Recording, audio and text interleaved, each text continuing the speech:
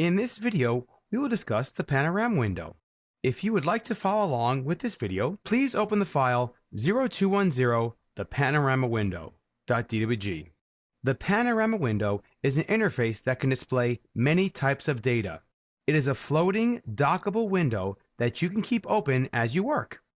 It can include several tables called vistas on different tabs. The panorama data shown in black text can be edited, and the data shown in the gray text cannot be edited. To conserve screen space, if more than one vista is active, the panorama window displays a tab for each one of the vistas. When you are editing some Civil 3D information, it will automatically open the panorama window. For instance, I'm going to zoom into this alignment, I'm going to select it, and choose the Geometry Editor from the Contextual Ribbon tab. In the Alignment Layout tools, I have the Alignment Grid View Editor, and when I click on that, notice the panorama window appears. There's a vista now that says Alignment Entities, and I can go through here and change any of the values that are not grayed out. If I select a point, or a combination of points for that matter, so let's go ahead and select a few points here. I'll use the Coga Points contextual tab to select the Edit List Points command, and that will also open up the panorama window, and it will contain a point editor. This will allow me to edit any of the properties of this point.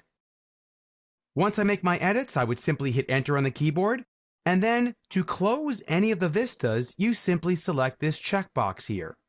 In addition to alignment properties and point properties and just Civil 3D properties in general, there's also an event viewer that appears when you do things such as surface modeling or corridor modeling, and any mistakes or errors that occur will appear in the Event Viewer vista. One thing to mention, I would not recommend you close the panorama window because you will use it quite a bit. Simply find a comfy spot for it and leave it there, and then when you edit objects, you can then access it, as it uses palette functionality. If you are lucky to have two screens, perhaps move the panorama window to your second monitor and leave it with auto hide off. That way you can see any of the property vistas appear automatically. Should you close the panorama window and you would like to open it up again, you can access it from the View tab, Palettes panel, in the More Tools option, and then here is the Event Viewer, which will open up the panorama window. This concludes this video discussing the panorama window.